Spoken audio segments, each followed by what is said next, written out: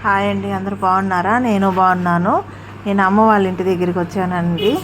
చూడండి, అమ్మ వాళ్ళ ఇంటి దగ్గర మల్లెపూల చెట్టు, ఒక్కాయ చెట్టు ఉందండి. చిన్న చెట్టుగా ఉంటుంది. అది కుండీలో పెట్టింది అమ్మ, కింద పెట్టలేదు. కింద పెడితే ఇంకా బాగా పూసేదేమో. కుండీలో పెట్టింది. చూడండి, పూలు చాలా బాగా వచ్చాయండి చెట్టు నిండా. చూడండి, కాడ చిన్నది, పువ్వు మాత్రం పెద్దదిగా ఉందండి.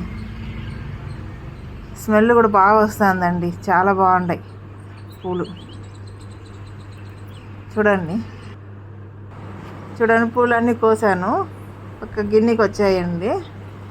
చాలా బాగున్నాయండి. స్మెల్ అయితే సూపర్గా వస్తుంది. మీలో ఎవరెవరికి మల్లెపూలు అంటే ఇష్టమో కామెంట్ సెక్షన్లో కామెంట్ చేయండి. నాకైతే చాలా ఇష్టం అండి మల్లెపూలు. ఈ సీజన్ వస్తే మల్లెపూలు ప్రతిరోజు పెట్టుకుంటాను, నేను తీసుకుంటాను. చూడండి పువ్వు ఎంత బాగుందో. ఇక్కడ కనకాంబరాల చెట్టు ఉందండి. చెట్టుకు కూడా బాగా కనకాంబరాలు వస్తున్నాయి ఇప్పుడు. ఇక్కడ ఒక నిమ్మకాయ చెట్టు ఉంది. ఆ నిమ్మకాయ చెట్టుకి బీరకాయ చెట్టు అల్లుకొని ఉందండి. కాయలు అయితే లేదు, నిమ్మకాయలు లేవు, బీరకాయలు లేవు. సన్నజాజి చెట్టు. ఇక్కడ వచ్చి ఇది ఖర్జూరం చెట్టు అంటండి. నాన్న చెప్పాడు, ఇది ఖర్జూరం చెట్టు అంట. ఈకలీకలుగా ఉంది కదా, అది ఖర్జూరం చెట్టు అంట. ఇక్కడ లోపల అంతా చిన్న చిన్న కనకాంబరాల చెట్లు ఉన్నాయి.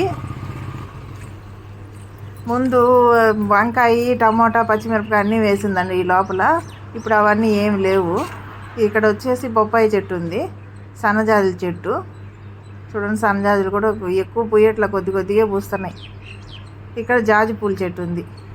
మొల్లలు అంటారు, జాజి పూలు అంటారండి. జాజి పూలు చూడండి,